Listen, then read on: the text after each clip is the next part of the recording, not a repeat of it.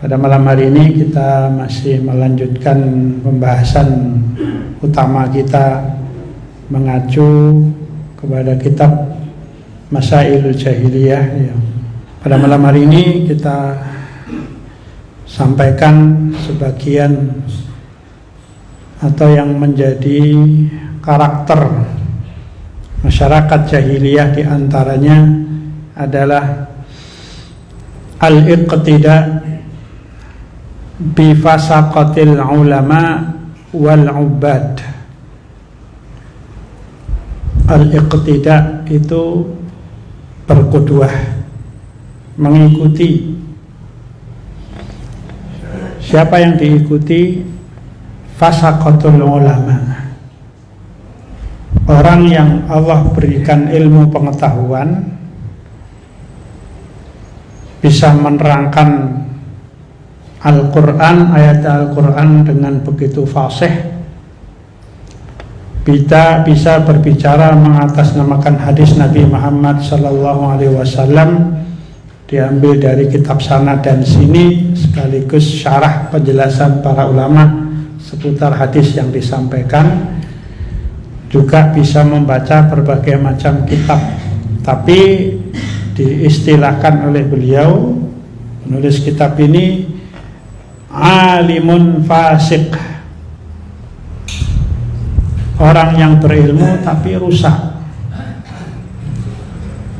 Kerusakannya bukan sekedar kerusakan bainahu wa bainallah atau maksiat antara diri dia dengan Allah, tapi ini kerusakan yang nanti menjadi contoh. Ini lebih berbahaya, menjadi contoh bagi masyarakat bahwasanya apa yang dilakukan itu bisa menjadi pembenaran, bisa menjadi dalil, wal'iyadzubillah. Maka Allah subhanahu wa ta'ala mewanti-wanti kita dengan mengajarkan satu doa di dalam Al-Quran, Rabbana wala taj'alna fitnatan lilladzina kafaru, bukan amanu, kafaru. Ya Allah, janganlah engkau jadikan aku ini menjadi bahan fitnah. Bahasa yang lebih mendekati bisa menjadi justifikasi pembenaran perbuatanku, dicontoh itu loh, si alim fulan-fulan melaksanakan demikian dan demikian, maka berarti tidak ngapa dong, tidak ada masalah dong dengan yang kita lakukan atau yang kita itu. Kita ini derek ulama katanya. Sampai ada orang begitu ta'assub dan fanatiknya dengan ulama, dengan kiai. Mereka punya prinsip pecah gesang derek Mbah Yai katanya. Wah, bahaya itu. Mbah Google apalagi.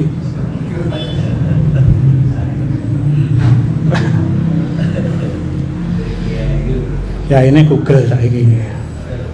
Nah, ikhwani wa akhwati fillah, ini namanya fasaqah. Fasaqah itu bentuk jamak dari fasik wal ubad, termasuk orang yang rusak. Fasik itu kan artinya rusak.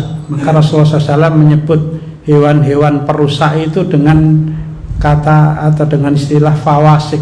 Khamsun minal fawasik, ada 5 hewan termasuk hewan-hewan perusak, yuqtalna fil hilli wal haram, boleh dibunuh meskipun orang itu berada di tanah haram. Kan di tanah haram asalnya tidak boleh menumpahkan darah. Karena sholat pas dicokot nyamuk, 5 kanan 5 tangan, 5 tangan 5 kiri misalnya, ya itu disikapi secara seperlunya. Tapi yang dimaksud menyembelih, kecuali yang memang diatur dalam syariat ya, berburu. Nah ini wallah alam shawab, ini perinciannya ada di hal yang berkaitan dengan pelaksanaan ibadah haji ataupun umrah, khususnya haji. Jadi kembali, maka Rasulullah menyebut khamsun minal fawasik, 5 jenis hewan yang boleh dibunuh dengan kata-kata fawasik, karena hewan itu merusak ya, seperti tikus dan semacamnya. Ikhwani wa akhwati fillah, Allah Subhanahu wa taala berfirman mengingatkan kita di dalam surah At-Taubah ayat 34, A'udzu billahi minasyaitonir rajim. Ya ayyuhalladzina amanu inna katsiran minal ahbari warruhban la ya'kuluna amwalan nasi bil batili wa yasudduna an sabilillah. Ini potongan ayatnya. Kalau mau dilanjutkan lebih panjang lagi, walladzina yaknizuna dzahaba wal fiddata wa la yunfiqunaha fi sabilillah fabashshirhum bi'adzabin alim. Wahai orang-orang yang beriman, sesungguhnya banyak dari kalangan ahbar. Ahbar itu adalah para pendeta-pendeta Yahudi. Warruhban, para ahli-ahli ibadah. Kalau di kita, di umat Islam yang biasa zikir, zikirnya sampai panjang sekali, sholatnya 5 menit namanya. Zikirnya mesti sampai setengah jam, tambah tahlilnya, tambah istighfarnya, tambah macam-macamnya. Ya, itu barangkali di kita disebut orangnya seperti itu, ahli wirid, ahli zikir, tapi bukan ahli pengajian. Ini masalah, Pak. Orang yang seperti ini menjadi sasaran empuk ya, bagi mereka-mereka yang ini fasaqatul ulama, mereka-mereka yang kerjanya, programnya menyesatkan umat. Dalam bahasa hadis beliau sallallahu alaihi wasallam, du'atun ala abwabi jahannam, dai-dai yang menyeru manusia untuk dimasukkan, diseret ke dalam neraka jahanam.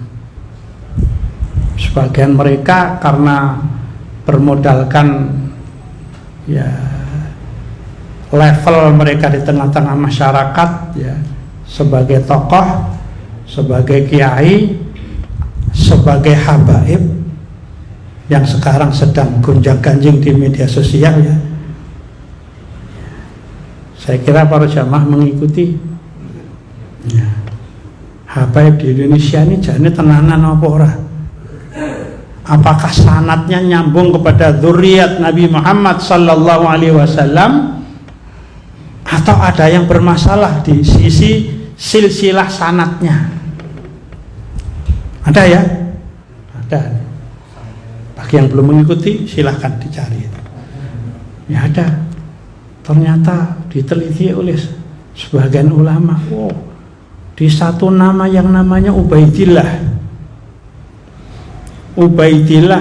bin Alwi Alawiyin, atau nama lainnya Muhammad bin Isa. Di situ ternyata masalahnya.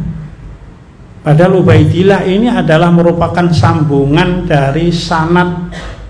Saya hanya mengutip apa yang disampaikan ya. Lebih komplitnya kalau ada salah nanti silakan dilihat. Saya global saja. Ini adalah merupakan sambungan sanad nasab habaib di Indonesia yang punya ke Ubaidillah itu. Ternyata diteliti, nama Ubaidillah itu tidak muncul dalam kitab-kitab yang menjelaskan tentang nasab dzurriyyah Nabi Muhammad SAW. Yang dikatakan Ubaidillah adalah anak dari Ali Alwi Alawiyin ataupun Muhammad bin Isa. Itu ternyata diteliti, Alwi Alawiyin tidak pernah punya nama namanya Ubaid, tidak pernah punya anak namanya Ubaidillah. Anaknya Gortelu, Muhammad, Ali dan Husain. Wah, masalah ini. Nah, ini anaknya sopo ini. Ini keturunan ini kalau berhenti di situ berarti nyambungnya kemana? Ya, meskipun tujuan penelitian silsilah atau nasab dzurriyyah Rasulullah SAW ini bukan berarti untuk menyudutkan siapapun, tidak. Ini penelitinya sudah jelas-jelas mengatakan tidak, bukan untuk menjelekkan habaib, bukan untuk menistakan keturunan Rasulullah, tidak.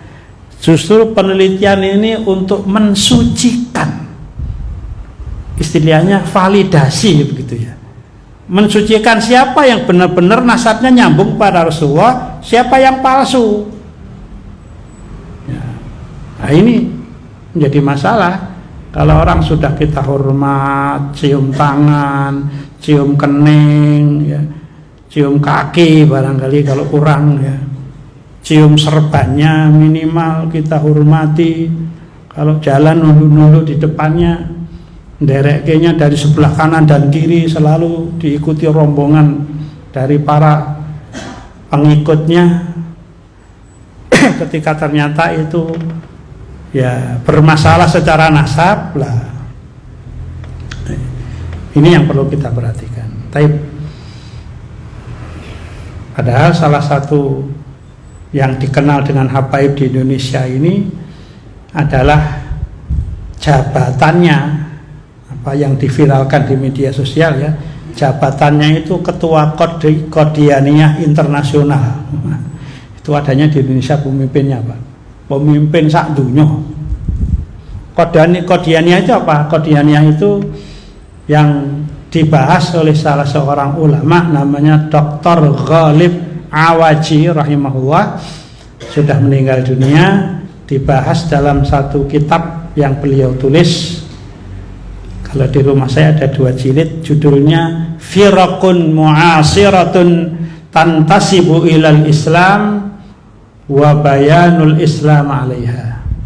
Kelompok-kelompok sekarang yang ada di zaman kita sekarang ini, yang kelompok-kelompok tersebut mengaku bagian dari kelompok kaum muslimin, bahkan mungkin sebagian mereka mengklaim kamilah ahlus sunnah wal jamaah, padahal kelompok-kelompok itu diteliti oleh Dr. Ghalib rahimahullah, ini banyak penyimpangan-penyimpangan dari sisi akidah. Salah satunya Qadianiyah tadi, pemimpinnya katanya ada di Indonesia dan dia golongan habaib. Nah ini, maka ikhwani wa akhwati fillah, kita tidak masuk ke pembahasan tersebut.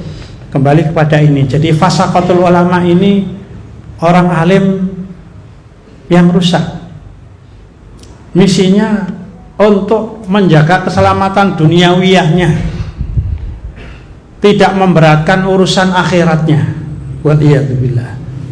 Maka kata Allah Subhanahu wa taala dalam surat Taubah 34, mereka-mereka itu baik ahbarnya ataupun rohbannya la ya'kuluna amwalan nasi bil batil.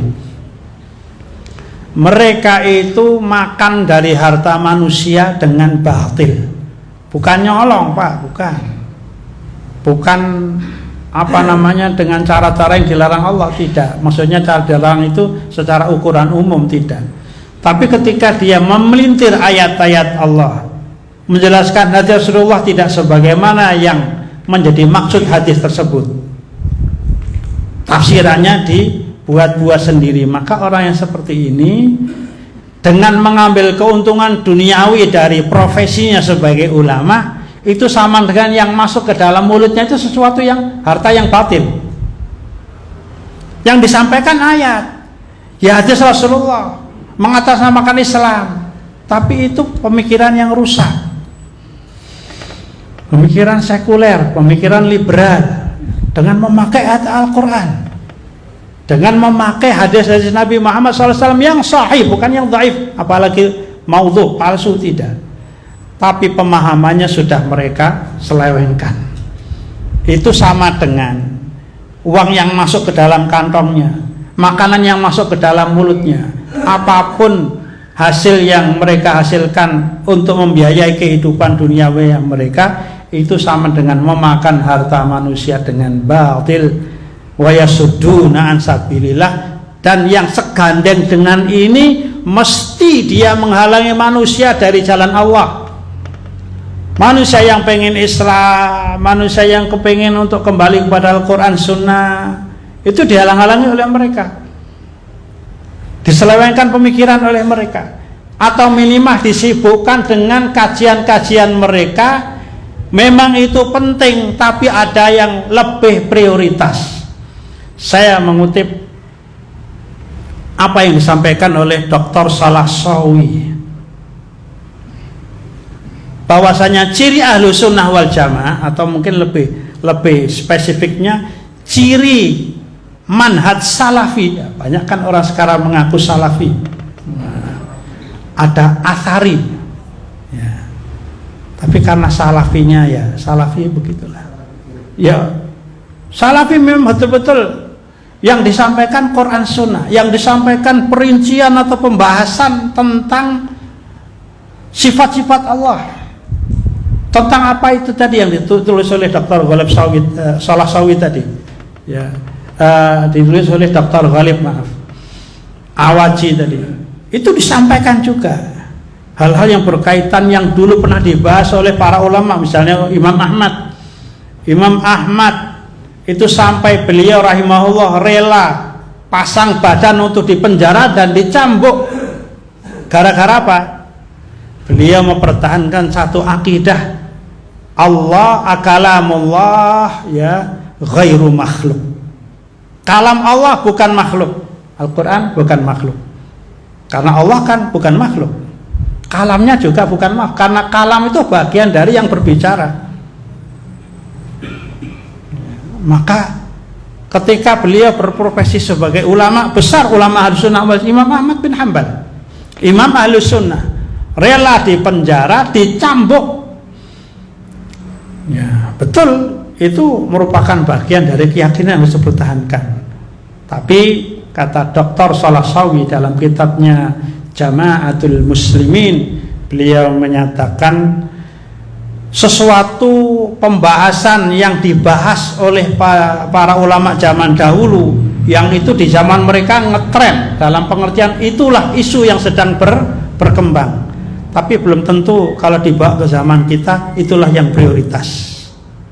Artinya ada hal-hal yang ya itu juga boleh disampaikan, tapi ada hal-hal yang krusial, yang sangat penting untuk dipahami oleh masyarakat kita, yaitu apa? Bahwasanya masyarakat kita sekarang di samping masih ada yang menyekutukan Allah dengan kuburan al-amwat, tapi masih ada yang menyekutukan Allah dengan al-ahya. Kalau saya memakai bahasanya Dr. Abdul Azam rahimahullah, asyirku syirkan, syirik itu ada dua macam. Yang pertama syirku ahlil qusur, menyekutukan Allah dengan para orang-orang yang ada di istana-istana, penguasa maksudnya, dan syirku ahlil kubur, menyekutukan Allah dengan orang yang ada di dalam kuburan, artinya orang yang sudah mati. Yang pertama syirik dengan orang yang berada di bawah tanah, yang kedua yang berada di atas tanah yang masih hidup. Jadi jangan hanya berkutat menerangkan bahayanya syirik, penyembahan kepada kuburan, tapi juga penyembahan kepada manusia itu bagian dari kesyirikan. Bahaya ini. Belum lama ini saya mendengar ceramah di salah satu masjid. Qadarullah saya berada di satu rumah, ada keperluan, karena nggak jauh dari masjid itu mungkin amplinya baru ya, suaranya buanter sekali ya. Ada penceramah mengatakan, ulama atau orang alim tidak mungkin menyekutukan Allah Subhanahu wa taala. Wah, ini pernyataan ini juga menggelitik saya. Memang itu mutlak seperti itu. Alim yang mana dulu? Alim PAK ya. Sehingga nglimpeke gitu ya. Atau alim ulama su?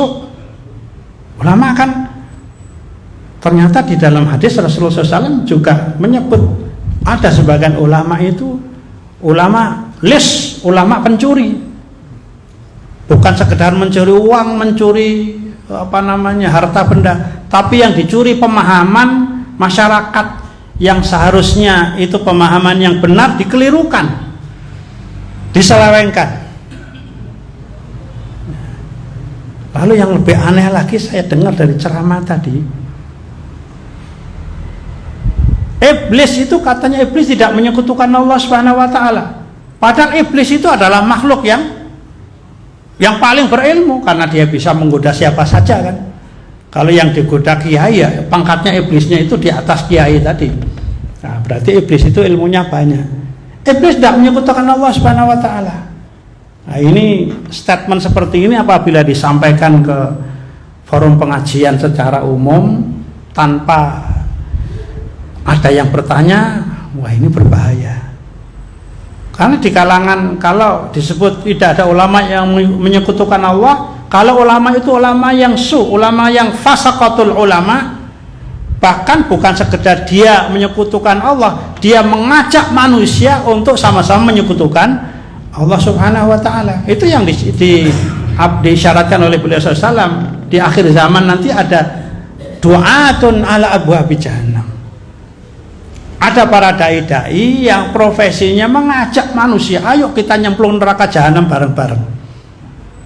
Waliyadzubillah, dengan dakwahnya, dengan penyelewengannya, dengan penyesatannya dan lain-lain sebagainya.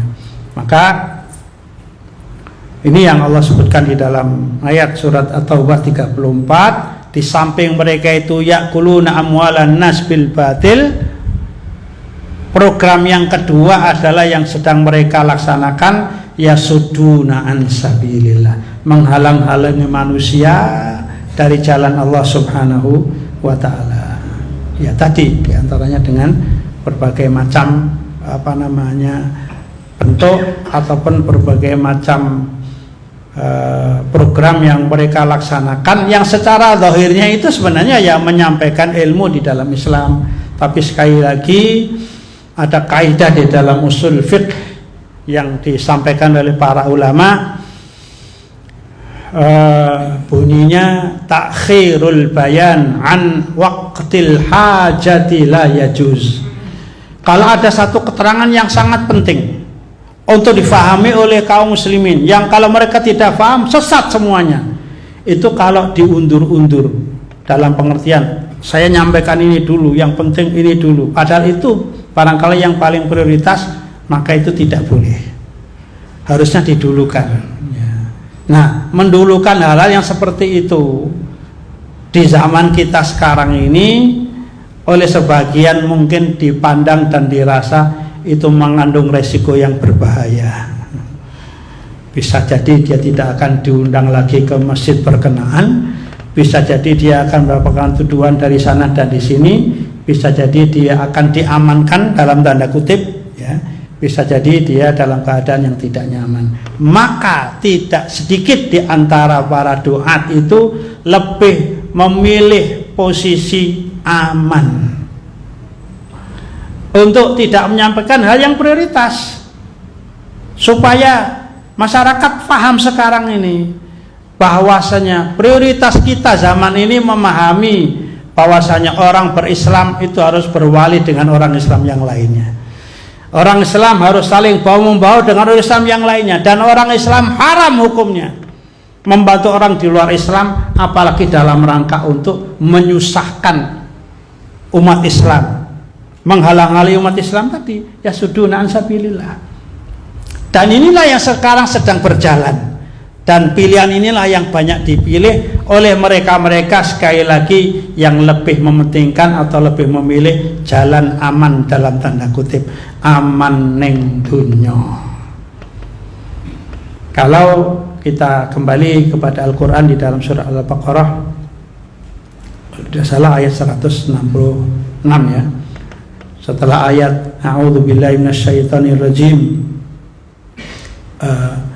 Allah Subhanahu wa taala menyatakan wa minan nasi man yattakhidhu min dunillahi andadan yuhibbunahum ka hubbillah, ya, dan seterusnya itu sampai akhir ayat. Kemudian ayat setelahnya idz tabarra alladzina tubi'u minal ladzina taba'u wa ra'awul 'adzab wa taqatta'at bihimul asbab wa qala alladzina taba'u law anna lana karratan fanatabarra'a minhum kama tabarra'u minna, kata Allah kadzalika yurihimullahu a'malahum hasaratin 'alaihim wa ma hum bi kharijina minan nar. Apa enggak ngeri ancaman Allah Subhanahu wa taala ini? Surat apa itu? Al-Baqarah ya, 166 kalau nggak salah, antara itu, coba dilihat. Jadi itu rangkaian dengan ayat wa minan nas man yattakhidhu min dunillahi andadan setelah ayat itu. Apa artinya? Allah, ingatlah kata Allah. Ini Allah cerita suasana hari kiamat loh nanti. Untuk manusia yang sedang menjalani kehidupan di dunia, kalau sudah mati sudah tidak ada urusan. Artinya dia sudah selesai ingqata amalu, tapi yang masih hidup ini, ingatlah ketika orang-orang pengikut berlepas diri dari orang yang mereka ikuti. Ittabarra alladzina tubi'u, yang diikuti berlepas dari yang mengikuti. Maaf saya balik. Ittabarra alladzina tubi'u minalladzina taba'u. Pemimpin yang diikuti berlepas diri dari yang mengikuti. Wara'ul azab, dan mereka dihadapkan suasana sama-sama melihat api neraka jahanam yang sedang berkobar di hadapan mereka. Siapa itu? Yang mengikuti dan yang diikuti. Ini kan harus disampaikan. Di zaman kita kan ini zaman ikut-ikutan gitu kan. Ya, saya ikut sana, saya ikut sana. Seolah-olah memilih ikutan itu kayak memilih hal-hal yang tidak akan ditanya di hadapan Allah. Aku pilih makan minum es teh, aku pilih minum es jeruk. Ini bukan masalah pilihan urusan duniawi, ini kaitannya urusan akhirat. Wa qala alladzina tabau, maka yang mengikuti di hari kiamat nanti besok berkata di hadapan yang diikuti, lau anna lana karratan, kalau kami bisa kembali ke dunia, kami akan berlepas diri dari orang itu, sebagaimana mereka hari ini berlepas diri dari kami. Ya. Kan dalam ayat yang lain Allah Subhanahu wa taala menjelaskan, yang mengikuti itu bertanya, inna kunna lakum taba'an fahal antum mughnuna anna min adzabillahi min syai'. Saya kan dulu anggota partaimu. Ya. Anggota kelompokmu di dunia. Ya. Dia mengatakan, apakah engkau bisa menyelamatkan kami dari azab Allah sedikit saja? Min syai'. Apa jawaban yang diikuti? Qalu law hadanallahu lahadainakum sawa'un alaina ajazi'na am sabarna ma lana mim mahis. Ya. Sama saja, kamu sama saya sekarang sama pangkatnya, ahli neraka. Sama saja bagi kita, mau kita menyesal, mau kita berkeluh kesah, jaza ya, pakai ain ya. Ajazi'na am sabarna, ataukah kita sabar di neraka, kita sudah tidak bisa keluar dari sini. Ini yang dalam ayat yang Al-Baqarah tadi, wa ma hum bi kharijina minan nar. Ini urusan apa? Bukan urusan orang yang tidak pintar salat, Pak. Bukan orang yang tidak pintar zikir setelah salat, bukan orang yang tidak rajin puasa ketika di dunia. Ini urusan salah memilih ikutan. Bukan kampanye loh Pak niki Pak. Ini masih bulan Mei ya. Kok cek suwi ya. Nah, tapi bahwasanya kapanpun ini harus dipahami oleh umat Islam, dan ini prioritas. Jadi kasihan sekali umat Islam yang disesatkan dengan dakwah-dakwah yang menyimpang ini, seolah-olah mereka itu sudah asyik masuk, tenggelam dalam angan-angan surgawi mereka, padahal bayangan ancaman Allah itu ada di depan mereka. Mereka nggak peduli. Ah, itu kan urusan politik. Kami orang cawe-cawe politik. Loh, ini peringatan dari Allah. Ya. Apa berani ketika di akhirat nanti ketika ditanya Allah, ya Allah itu kan urusan politik ya Allah gitu. Dikuampleng kita oleh malaikat ini. Politik, kamu nggak baca Quran toh? Ikhwani wa akhwati fillah, maka di dalam ayat yang lain surat Al-Maidah ayat 77 Allah Subhanahu wa taala menyatakan, a'udzubillahi minasyaitonirrajim, ya ahlal kitab la taghlu fi dinikum ghairal haqqi wa la tattabi'u ahwa'a qaumin qad dhallu min qablu wa adhallu katsira wa dhallu an sawa'is sabil. Ini peringatan Allah kepada ahli kitab, juga berarti ini peringatan bagi kita. Al-Quran kan diturunkan untuk kita. Jangan kalian melampaui batas di dalam kalian berdin, beragama, di dalam kalian berislam dengan cara yang tidak benar, dan jangan kalian mengikuti hawa nafsu suatu kaum Kaum ini umum siapapun, baik levelnya ulama, apalagi juhala, ya, baik levelnya ahli ibadah maupun orang yang menyandang gelar-gelar keilmuan, selama mereka mengikuti hawa nafsu, jangan kalian ikuti mereka. Cirinya apa? Ketika orang yang dikejar itu dunia oleh seseorang, berarti orang itu cenderung mengikuti hawa nafsu. Ketika seseorang itu arahnya menjauhi sunnah Rasulullah SAW, ketahuilah, kata Allah, fa'lam annama yattabi'una ahwa'ahum, sesungguhnya yang sedang mereka ikuti itu adalah hawa nafsu mereka. Di dalam surat Al-A'raf ayat 175 176, ini sangat populer ayat ini. A'udzubillahi minasyaitonirrajim.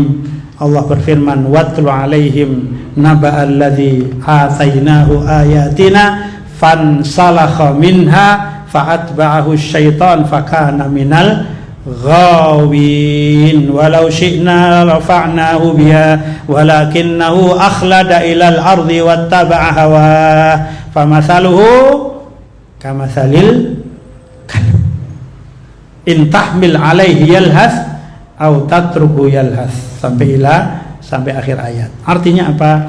Allah menjelaskan dalam ayat ini, dan bacalah kepada mereka wahai Muhammad berita orang yang kami telah berikan kepadanya ayat-ayat kami.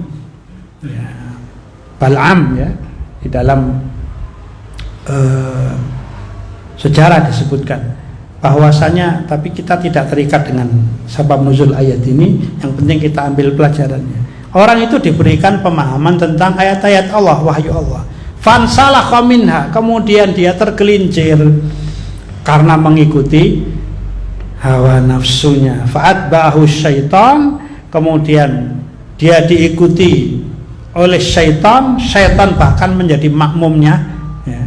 Fakana minal ghawin, maka orang itu menjadi orang yang tersesat dari jalan yang benar. Walau syi'na, kata Allah SWT, kalau kami menghendaki, artinya menghendaki orang itu tidak tersesat dan tetap berada di jalan hidayah, kata Allah, la rafa'nahu biha, kami akan angkat dia, itu orang yang sesat tadi. Kalau aku menghendaki, kata Allah, kami akan angkat dia biha, dengan ayat-ayat kami tadi. Ibnu Qayyim al-Jauziyah memberikan tafsiran yang menarik seputar ayat ini. Beliau mengatakan ayat ini bukan berpihak, dalam ayat tersebut bukan bermakna dengan ayat-ayat kami. Tafsir ayat ini, kata beliau, walau syi'na, kalau kami menghendaki, la rafa'na anhul kufra, kami akan angkat darinya kekufuran, kami angkat darinya kesyirikan, kejahilian, biha, dengan ayat-ayat kami. Artinya apa? Ayat-ayat Allah yang ada pada seseorang itu tidak menjamin orang itu bisa selamat dari kekufuran, dari kesyirikan, kalau tidak diselamatkan oleh Allah Subhanahu wa ta'ala. Ini sebagai jawaban tadi, ya. Kalau ada orang mengatakan orang alim itu tidak mungkin mengkutukan Allah, dengan ilmu yang ada itu Allah akan selamatkan dia. Tunggu dulu, kita harus baca Al-Quran secara menyeluruh. Jangan Anda mengelirukan umat. Nanti ketika yang disampaikan jadi pegangan seseorang, yang penting orang itu ikut orang alim, padahal orang alim itu sudah belepotan maksiat, belepotan kekufuran, sudah ngomong yang ngaco ke sana kemari, masih diikuti saja. Waliyadzubillah, berbahaya ini doktrin seperti ini. Cuman masalahnya masjid berkenan itu yang diundang ya rata-rata, hampir rata-rata itu semua yang pengisinya dari kalangan habaib. Ya masih geng-geng mereka juga lah. Saya dulu pernah mengisi beberapa saat, kemudian kelihatannya sudah tidak dipakai lagi, katanya ora kanggo, ora popo. Jadi ikhwani wa akhwati fillah, maka inilah yang dijelaskan oleh penulis kitab ini, ya.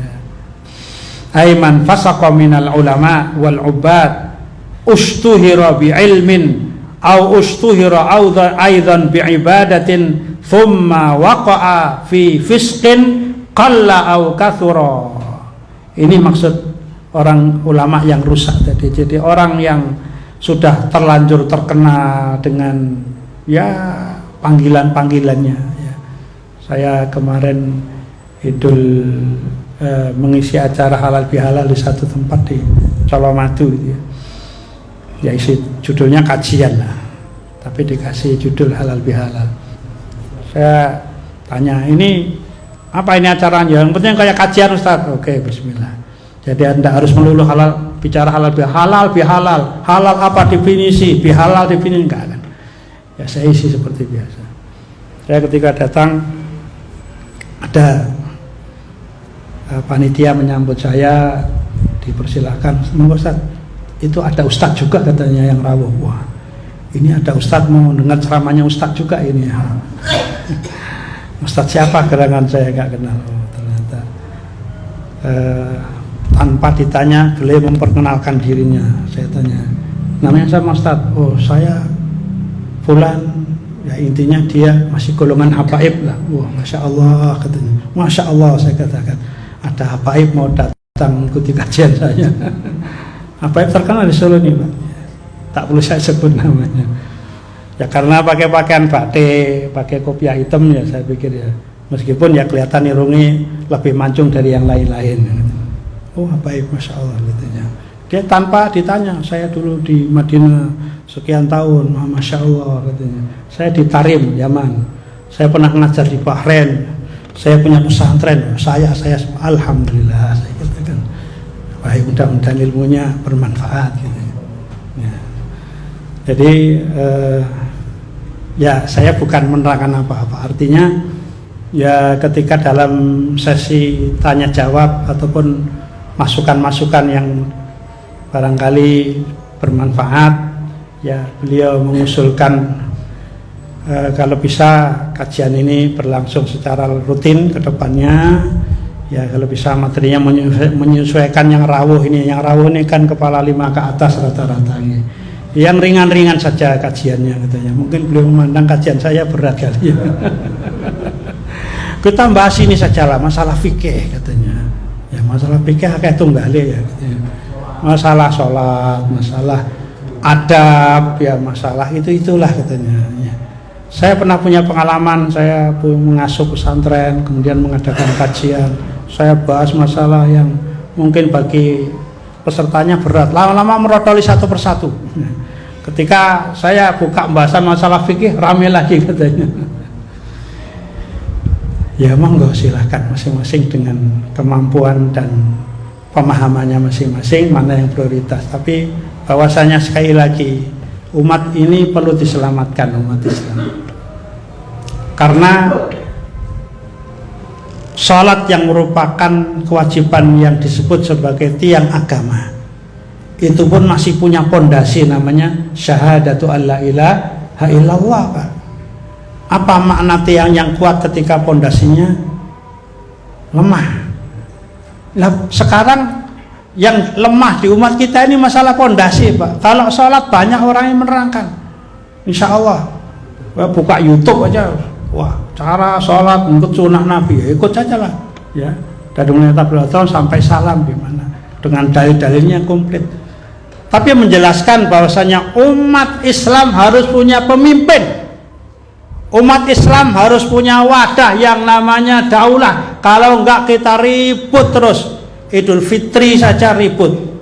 Kamu ikut Muhammad atau ikut Muhammadiyah katanya. Kalau Muhammadiyah dibenturkan sama Muhammad katanya. Ribut, utur-uturkan setiap. Kenapa? Kita ini anak yatim, tidak punya pemimpin. Bapak kita tidak ada Pak. Keberadaan atau kebutuhan kita untuk memiliki satu wadah yang namanya daulah ini sedang digonjang-ganjingkan, sedang mendapat serangan dari segala penjuru tadi.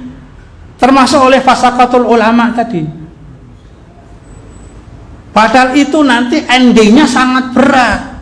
Ketika umat tidak paham, Allah menyatakan wa ma hum bi kharijina minan nar. Mereka tidak bisa keluar dari neraka. Bisa jadi mereka ya sholat ketika di dunia Pak. Karena pangkatnya sholat itu setelah syahadah. Syahadat bukan sekedar diulang-ulang diucapkan setiap sholat, la ilaha illallah, la ilaha illallah, tanpa dipahami maknanya, tujuannya, syarat-syaratnya.